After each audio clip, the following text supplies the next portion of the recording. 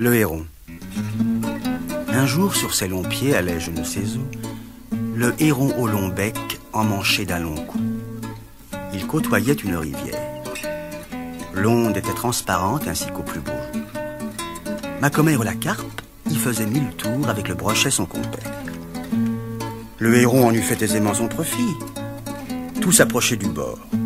L'oiseau n'avait qu'à prendre. Mais il crut mieux faire d'attendre qu'il eut un peu plus d'appétit. Il vivait de régime et mangeait à ses heures. Après quelques moments, l'appétit vient.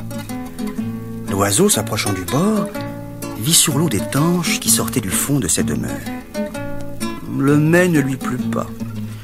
Il s'attendait à mieux et montrait un goût dédaigneux comme le rat du bon Horace. « Moi, des tanches, dit-il. Moi, héron, que je fasse une si pauvre chair.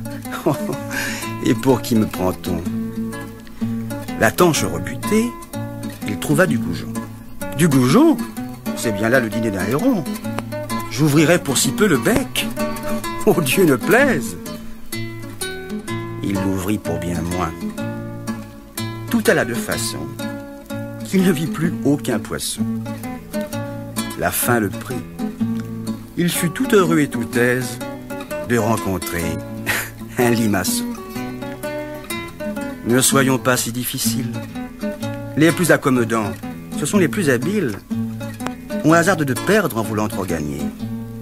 Gardez-vous bien de rien dédaigner, surtout quand vous avez à peu près votre compte. Bien des gens y sont pris.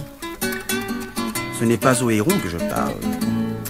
Écoutez, humain, un autre conte. Vous verrez que chez vous, j'ai puisé ces leçons.